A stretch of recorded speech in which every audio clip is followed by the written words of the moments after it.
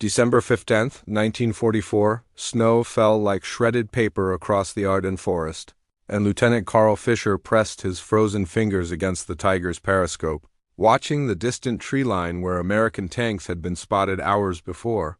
His crew hadn't fired their main gun in 3 days, not because they lacked targets, but because they'd been ordered to save every shell for the Panthers and Tigers, the supposedly invincible cats of the Wehrmacht that were now starving for ammunition just like everything else in the crumbling Reich. The Americans called it the Battle of the Bulge. The Germans called it Wacht am Rhein. The Watch on the Rhine, Hitler's desperate gamble to split the Allied armies and capture Antwerp. But Fischer called it something else entirely, the beginning of the end, where even the most fearsome weapons became useless monuments when there was nothing to feed them. 300 yards away, through the swirling white curtain of December snow, Fischer spotted the distinctive silhouette of an M4 Sherman tank crawling along the frozen road.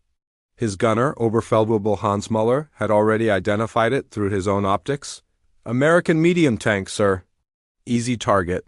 Muller's hand moved toward the firing mechanism. Muscle memory from dozens of earlier victories when ammunition had been plentiful and every engagement ended with burning Allied steel. "Hold!" Fischer commanded, his voice sharp enough to cut through the engine's rumble. "We have 9 shells remaining. 9.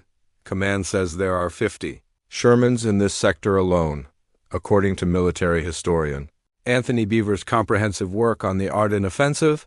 German armored units during this period faced unprecedented ammunition shortages, with some Panther and Tiger crews receiving as few as 5 to 10 rounds per tank for the entire operation, a stark contrast to the hundreds of shells they'd grown accustomed to during earlier campaigns. Muller's hand froze. The mathematics were brutal and undeniable. 9 shells, 50 tanks.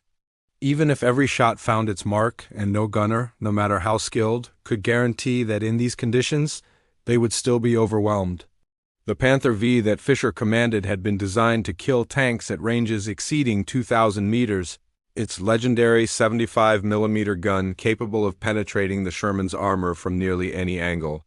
But what good was the finest gun in the world when you could only pull the trigger 9 more times? The Sherman continued its slow advance, unaware of the predator watching from the forest's edge. Fischer could hear his loader, Jeff Reiter Otto Braun, breathing heavily in the cramped turret space behind him. They all knew what holding fire meant. It meant watching prey escape. It meant the gnawing fear that when they finally needed to shoot, the shells might already be gone, spent on some earlier engagement that command had deemed more critical. "Sir," Muller whispered, "it's still in range." "I know," Fischer replied, watching the Sherman disappear around a bend in the road. He released a breath he hadn't realized he'd been holding. Update the log. 1 Sherman, traveling east. Not engaged due to ammunition conservation protocol. The words tasted like ash in his mouth, like admission of defeat before the battle had truly begun. 3 days earlier, December 12, 1944. American tanker Sergeant Robert "Bobby" Chun sat in the maintenance depot at Bastogne, watching mechanics load crates marked with fresh paint and curious silver bands around their metal casings. The crates contained 76mm ammunition for the new Sherman. Fireflies and M18 Hellcats improved rounds that someone in ordnance had sworn would change everything about how American tanks fought German armor. "What makes these special?" Chun asked the supply officer, a tired-looking captain with oil stains on his jacket who'd been working 18-hour shifts since the German offensive began. The captain cracked open one crate, revealing shells unlike anything Chun had seen in 2 years of armored combat. Each round bore a distinctive silver band around its base, and the projectiles themselves seemed longer, heavier, more purposeful. "Tungsten-cored armor-piercing rounds," the captain explained, his voice carrying the weight of classified knowledge. "High-velocity penetrators. They'll punch through a Panther's frontal armor at 800 yards. Maybe more." Chun picked up one of the shells, feeling its surprising weight. Standard American armor-piercing rounds had struggled against German heavy tanks throughout the European campaign. The Sherman's 75mm gun, excellent against infantry and light vehicles, had earned a grim reputation among tankers as little more than an annoyance to Panthers and Tigers. Crews had learned to aim for tracks, for side armor, for the desperate miracle shot that might find a weak point anything, to avoid the suicidal frontal engagement where German guns held every advantage. Military records from the United States Army Center of Military History document that the introduction of high-velocity armor-piercing ammunition with tungsten cores in late 1944 represented a significant tactical shift, though supply constraints meant these rounds remained scarce throughout the Ardennes campaign. "How many do we get?" Chun asked, already knowing the answer would disappoint him. 10 rounds per tank, the captain said. "Maybe 20 if you're lucky and command decides your sector is critical." He lit a cigarette, the match flame reflecting off the silver bands. "Tungsten is rarer than gold right now. Most of the world's supply comes from China and Portugal, and the Navy's using tons of it for armor-piercing shells. What makes it down to us ground pounders is strictly rationed. 10 rounds?" Chun did the mathematics quickly. His platoon operated 5 Sherman tanks. Even if every tank received 20 of the silver-banded shells, and the captain had made it clear that was optimistic thinking they'd have 100 rounds to face an enemy that intelligence suggested had committed over 400 armored vehicles to this sector alone. The Germans were suffering ammunition shortages, everyone knew that, but the Americans weren't exactly swimming in tungsten-cored miracles either. "There's something else," the captain continued, lowering his voice, though they stood alone in the depot. "These shells are expensive, really expensive. Some colonel is going to review every engagement report, every expenditure. They're tracking these rounds like they're made of diamonds." He handed Chun a clipboard thick with forms. "You'll sign for every shell. You'll report every shot. Miss your target, and you better have a damn good explanation why you wasted government property." Chun signed the forms, his signature joining hundreds of others from tankers across the front who were receiving the same precious, rationed ammunition. As he walked back toward his Sherman, the weight of responsibility settled across his shoulders like the cold December snow. 10 shells that could kill Panthers. 10 chances to make the impossible shot. And somewhere in the frozen forest ahead, German tank commanders were making identical calculations, rationing their own ammunition, waiting for the moment when pulling the trigger was worth the cost. December 16th, 1944, dawn broke gray and hostile over the Ardennes, and Sergeant Chen's Sherman crew counted their ammunition for the third time in as many hours. Standard high-explosive shells, 43 rounds. Standard armor-piercing, 31 rounds. Silver-banded tungsten penetrators. 12 rounds, not the promised 10, a small blessing that felt more like a curse, because now they had 2 extra chances to make terrible decisions under fire. Chun's gunner, Corporal Eddie Morrison, had arranged the 12 special shells in their own compartment, separated from the regular ammunition like precious artifacts in a museum. Each one represented a mathematics problem written in blood and steel. When do you shoot? When do you wait? When do you gamble everything on a single shell that costs more than a month's pay for the entire crew? "Contact!" The radio crackled with Lieutenant Anderson's voice from the lead Sherman. 2 Panthers, ranged 1,200 yards, advancing along Route 7. Through his periscope, Chun spotted them, 2 Panther OS-G tanks moving in textbook formation, their long 75mm guns sweeping the terrain like the heads of hunting dinosaurs. These weren't the tired, fuel-starved panzers of propaganda. These were apex predators, and they'd spotted the American column.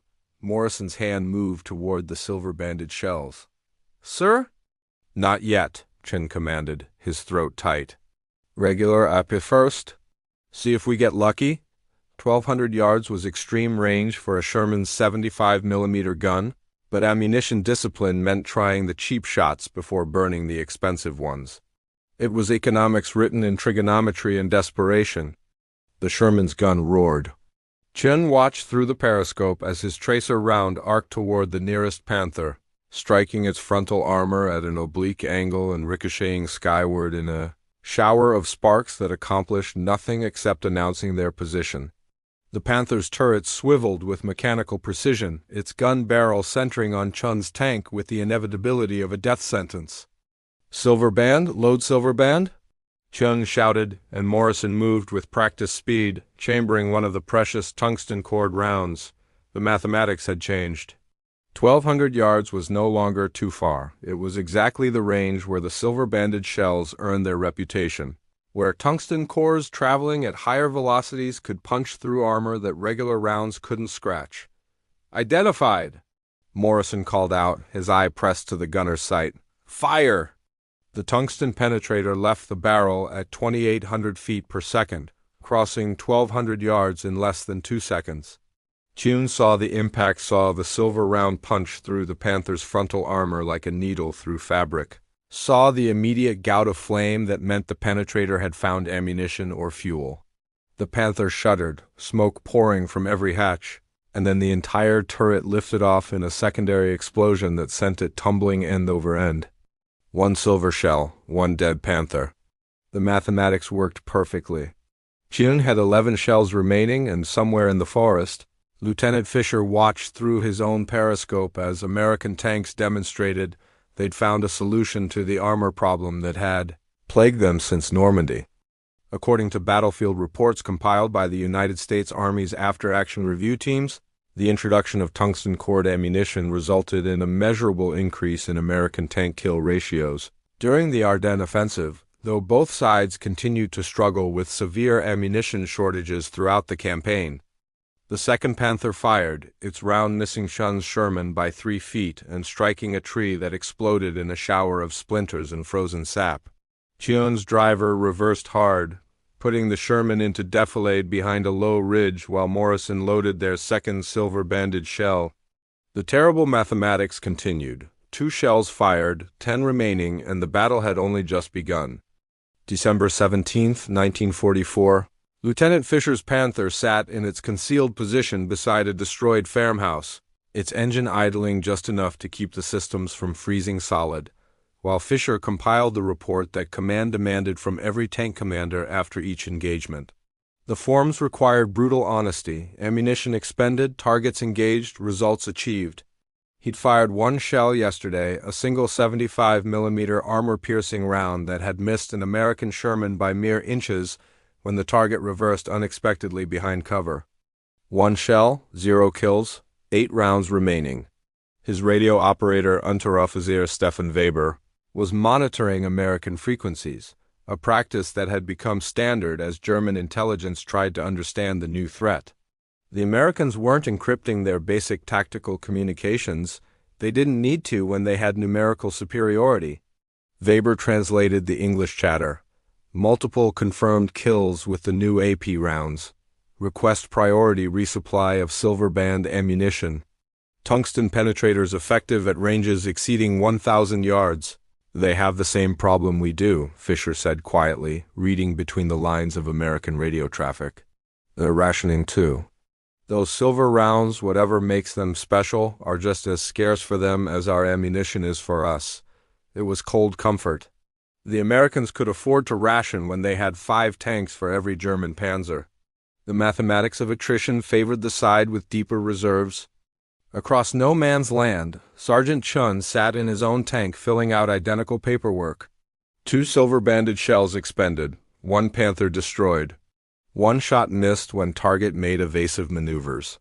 The supply officer who'd issued the ammunition would read these reports, would calculate cost per kill ratios, would make decisions about which units received priority resupply based on efficiency metrics that reduced human lives to accounting columns. Chune's loader, Private James Taylor, was cleaning the tungsten residue from the gun barrel. The high-velocity rounds left distinctive scoring that required immediate maintenance. "How many more do you think we get?" Taylor asked. "After we use up these 10? 11, Chun corrected. "And I don't know. Maybe none. Maybe they'll invent something even better and these become obsolete overnight." He thought about the economic chain that had created those silver-banded shells: tungsten miners in China, cargo ships crossing submarine-infested oceans, factory workers in Pennsylvania, trucks and trains and supply depots stretching thousands of miles from mine to battlefield.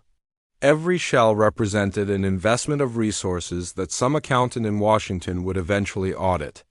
Military economic records from the period reveal that tungsten-cored armor-piercing ammunition cost approximately 18 times more to produce than conventional armor-piercing rounds, with each projectile requiring strategic materials that competed with aircraft production, naval armament, and industrial tooling needs across the Allied war economy. Fisher received new orders at 1400 hours. Conserve all remaining ammunition for defensive operations only. No proactive hunting, no opportunistic targets. Fire only when directly threatened or when high-value targets presented themselves. The directive came from Generalfield Marshal Walter Model himself, signed and stamped with the authority of a commander who understood that Germany's armored forces were being strangled not by American guns, but by the simple mathematics of supply and demand. 8 shells. Fisher wrote the number in his logbook, underlining it 3 times. His crew could kill 8 American tanks if every shot found its mark, if every engagement went perfectly, if luck and skill aligned with mathematical precision. But warfare wasn't mathematics. It was chaos and confusion, shots that missed by inches because a driver flinched or a gunner sneezed or an American tank reversed at exactly the wrong moment. 8 shells might mean 8 kills or 0 kills or anything in between. Cheon received his own orders, nearly identical in content: maximize ammunition efficiency, prioritize threats, avoid wasteful engagements. The silver-banded shells were too valuable to spend on targets of opportunity. Someone in command had done the same mathematics that Fisher had done, had reached the same conclusions about scarcity and efficiency. Both men understood they were fighting a new kind of war now, where the most decisive factor wasn't courage or skill, but the cold logistics of rationed resources. December 19, 1944, fog rolled through the river valley at Trois Ponts like dirty cotton, reducing visibility to 50 yards and turning the medieval stone bridges into ghostly silhouettes barely visible from the eastern approach where Sergeant Cheon's platoon had established defensive positions. Intelligence reported that Kampfrupp Piper, the spearhead of 6th Panzer Army's breakthrough, was approaching this very crossing, bringing the most powerful German armored column in the entire offensive directly toward 5 American Sherman tanks, with 11 silver-banded shells among them. Lieutenant Anderson assembled the tank commanders in a hastily dug fighting position beside the northern bridge. "We hold this crossing at all costs," he said, spreading a map across the frozen ground. Engineers wired the bridges for demolition, but they need 15 minutes warning to evacuate civilians from the village. "That's 15 minutes we have to buy them." He looked at each commander in turn. "Conserve your tungsten rounds. Panthers and Tigers only. Let the tank destroyers and bazookas handle anything lighter." Cheon felt the weight of his 11 remaining silver-banded shells like a physical presence. 11 shots to stop Kampfrupp Piper. The mathematics seemed absurd, insulting in their inadequacy. Piper commanded over 100 armored vehicles, Panthers, Tigers, and Mark IV tanks that had smashed through 2 American infantry divisions already. What were 11 tungsten penetrators against 100 Panzers? At 13:30 hours, the fog thinned slightly, and Cheon spotted the first German tanka Panther OSG moving cautiously along the eastern road, its commander visible in the open hatch scanning for threats. Range, 600 yards. A perfect shot for a silver-banded shell. Cheon's gunner had already identified the target, had already traversed the turret to center the enemy tank in his sight. "Hold fire," Anderson ordered over the radio. "Let them commit to the bridge. We need them in the kill zone." It was sound tactics, but agony to implement, watching the Panther advance unchallenged, watching the range decrease from 600 yards to 500 to 400. Cheon's finger rested against the firing button, every instinct screaming to shoot before the German tank could return fire. The Panther reached the bridge. Behind it, Chun counted 5 more Panthers, 3 Tigers, and at least a dozen Mark IV tanks, 20 armored vehicles visible in the thinning fog, with intelligence suggesting dozens more behind them. The mathematics transformed from absurd to impossible. Even if every silver-banded shell killed its target, even if every American tank in the platoon fought perfectly, they would be overwhelmed by sheer numbers. According to historical accounts compiled by military historian Huon Cole in his work on the Ardennes Offensive, the defense of Trois Ponts represented a critical delaying action that disrupted Kampfrupp Piper's timetable, though the engagement itself involved complex tactical decisions about ammunition conservation that would influence American armored doctrine for decades afterward. All tanks, Anderson's voice came through with unnatural calm. Commence firing. Silver bands on Panthers and Tigers only, regular AP on everything else. Bridges will blow in 14 minutes. Make every shot count? Chun's Sherman fired first, the tungsten penetrator crossing 400 yards in less than a second and striking the lead. Panther in its side armor the thinner protection that even regular AP rounds might have penetrated, but Chun wasn't taking chances. The silver-banded shell punched through and the Panther lurched to a stop, smoke pouring from its engine deck. Not a kill, not yet, but a mobility kill that blocked the narrow bridge and created exactly the traffic jam Anderson had planned for. 10 shells remaining. Morrison loaded the second tungsten round without being told, both men operating in the rhythm they'd developed through 2 years of combat. The second Panther tried to reverse, tried to back away from the bridge where the first Panther sat burning, but Chain's tank fired again. This shot struck the retreating Panther's turret face, a challenging target that required precision. Morrison delivered flawlessly. The round penetrated and the Panther's ammunition detonated in a catastrophic explosion. 9 shells remaining. 2 kills. December 19, 1944 continued at Trois Ponts, where Lieutenant Carl Fisher's Panther had advanced to third position in Kampfrupp. Piper's column when the first American Sherman opened fire and transformed the orderly advance into chaos within seconds. Fisher watched through his periscope as the lead Panther died from a flank shot that suggested American gunners had learned something fundamental about when to shoot and what to shoot with. Americans have new ammunition, Fisher reported to his company commander over the radio, his voice competing with the sound of explosions and secondary detonations echoing off the valley walls. Tungsten cord penetrators, high-velocity rounds. They're punching through frontal armor? He watched a second Panther die, saw the distinctive flash of a tungsten penetrator impact, recognized the specific way the armor failed when struck by rounds traveling faster than anything conventional guns could produce. His company commander's response crackled through static. Engage at maximum range, conserve ammunition, break contact if... The transmission cut off as an American tank destroyer opened fire from a concealed position, its 90mm gun adding to the defensive barrage that had turned the bridge approach into a killing ground. Fisher had 8 shells remaining. The mathematics suggested he could kill 8 Shermans if conditions were perfect. But conditions were never perfect, and the Americans had positioned their tanks in hull-down positions that exposed only their turrets. He acquired a target of Sherman firing from behind a stone wall 500 yards distant and gave the order. Fire! The shell crossed the distance and struck the Sherman's turret, but the angle was wrong, the deflection slight but sufficient. The round ricocheted skyward, another wasted shot, another percentage point subtracted from their dwindling chances of victory. 7 shells remaining. 7 chances to change mathematics that seemed increasingly impossible to overcome. Sergeant Chun watched the German round spark off his turret armor, felt the impact through the deck plates, and understood immediately that the enemy wasn't shooting the cheap shells anymore. That had been an armor-piercing round capable of penetrating a Sherman under better circumstances that training and positioning had denied the German gunner. Morrison had already loaded another silver-banded shell, their 8th tungsten penetrator, and Chun gave the order without hesitation. 8 shells remaining for Chun, 7 for Fisher.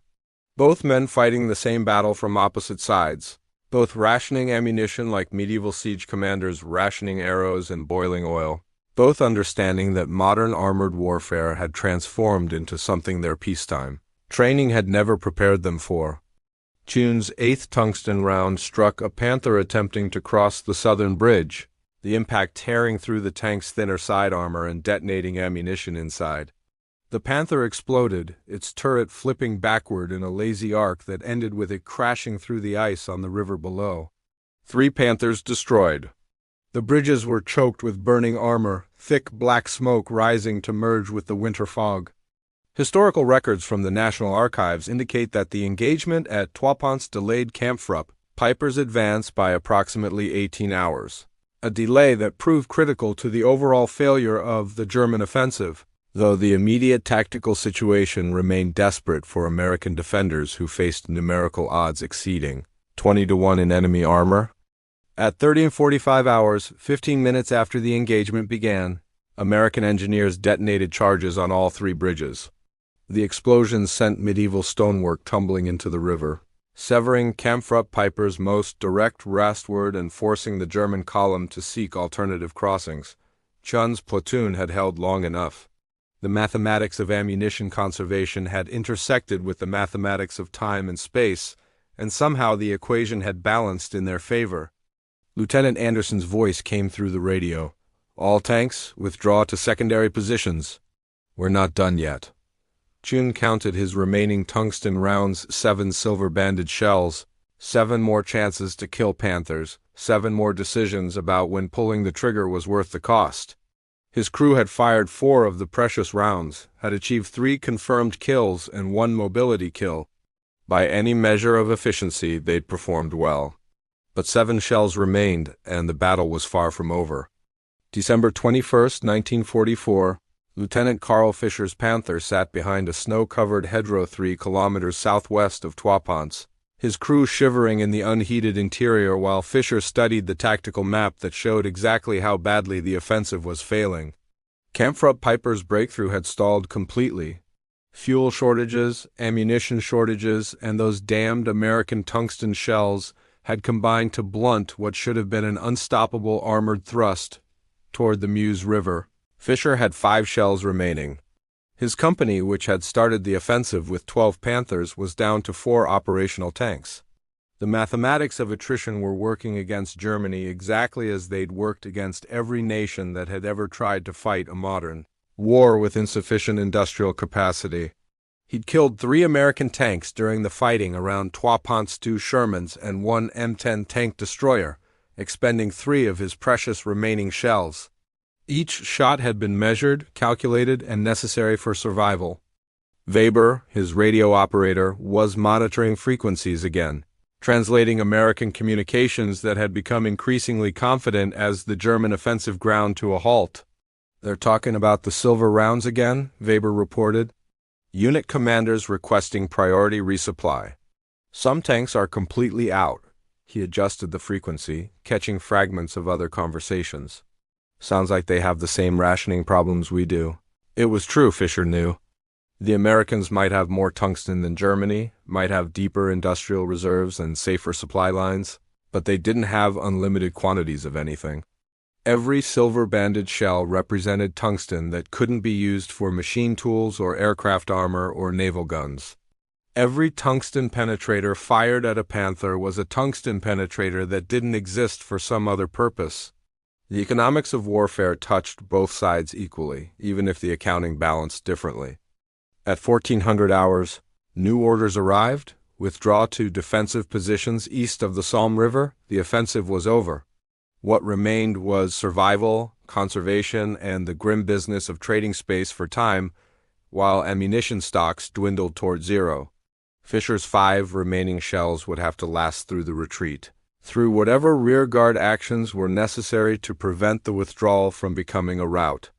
Sergeant Chun's platoon had received similar orders, though from the opposite perspective: pursue and harass German forces withdrawing from their furthest penetration, but don't waste ammunition on fleeing targets. Chun had 6 silver-banded shells remaining. He'd fired 1 more during a brief engagement with a Mark IV tank that had attempted to ambush the platoon's pursuit. 6 shells. The number felt simultaneously too many and not enough. Military logistics reports from late December 1944 indicate that both American and German armored forces were operating well below optimal ammunition levels, with many units reporting less than 30% of their standard loadouts for specialized anti-armor rounds, forcing tactical adaptations that emphasized defensive operations and extremely selective target engagement. Morrison cleaned the gun barrel for what felt like the 100th time, the tungsten residue requiring constant maintenance to prevent accuracy degradation. "Think we'll get more?" he asked, not looking up from his work. "Maybe," Chung replied, though he wasn't certain. The supply officer at Bastogne had mentioned that tungsten shipments were irregular, dependent on convoy schedules and strategic priorities that shifted daily. Some units received generous resupply. Others made do with what they had. The lottery of logistics determined outcomes as surely as the skill of gunners and commanders. December 22nd dawned clear and bitterly cold. Allied aircraft filled the skies now that the weather had cleared, their presence ending whatever slim chance the German offensive had retained. Chun watched P-47 Thunderbolts strafe German positions, saw rocket strikes obliterate Panthers that had survived American tank guns only to die from above. The silver-banded shells remained precious, but they were no longer the only solution to the Panther problem. Air power, artillery, numerical superiority all combined to render German armor increasingly irrelevant. Fischer watched the same aircraft through his periscope, understood that the game had changed again. 5 shells wouldn't save his Panther from a Thunderbolt's rockets. No amount of ammunition conservation could counter absolute air superiority. The mathematics had expanded beyond simple tank versus tank calculations to include variables his training had never adequately addressed. January 7, 1945, the Battle of the Bulge had officially ended, though scattered fighting continued as German forces completed their withdrawal to the Siegfried Line positions they'd abandoned 3 weeks earlier.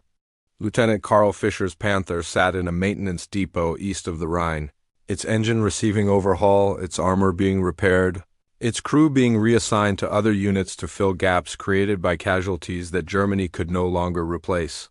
Fischer stood in the supply depot counting ammunition that had finally arrived 50 shells, a luxurious abundance after 3 weeks of rationing, but the shells had arrived too late. The offensive had failed. Germany had expended its last reserves of armor, fuel, and trained crews in a gamble that the Ardennes fighting had proven futile. Fischer had returned from the battle with 3 shells remaining, having killed 6 American tanks total during the entire offensive, a respectable ratio that meant nothing in the broader context of strategic defeat. He filed his final report, the accounting that command demanded from every returning tank commander: 8 shells fired. 6 confirmed kills. 2 misses due to target evasion and poor visibility. The mathematics were precise, clinical, devoid of the fear and desperation that had accompanied each decision about whether to shoot. The paper didn't capture the weight of rationing, the agony of watching targets escape because ammunition was too precious to risk, the crushing realization that Germany's vaunted armored forces had been defeated as much by logistics as by enemy action. Across the former battlefield, Sergeant Chun sat in a similar depot near Liège, his Sherman receiving its own maintenance, his crew catching brief rest before the inevitable push toward the Rhine. Supply officers had distributed new ammunition including 20 silver-banded tungsten penetrators, more than Chun had possessed during the entire Ardennes fighting. The supply situation had improved dramatically now that the crisis had passed, now that convoy routes were secure and production schedules had caught up with demand. Chin filed his own report, mirroring Fischer's accounting from the opposite perspective. 11 tungsten rounds fired. 8 confirmed Panther kills. 2 Tiger mobility kills. 1 miss. The efficiency ratio looked good on paper. Would probably earn his crew commendation from some colonel who studied battlefield statistics. But Chun remembered each shot, remembered the decisions and the fear and the understanding that every silver-banded shell represented resources that might be needed elsewhere. According to post-battle analysis conducted by the United States Army Historical Division, American tank crews achieved approximately 30% higher kill ratios against German armor during the Ardennes offensive compared to earlier campaigns, with historians attributing the improvement primarily to the introduction of tungsten cord, armor-piercing ammunition, and improved tactical doctrine regarding ammunition conservation and target prioritization.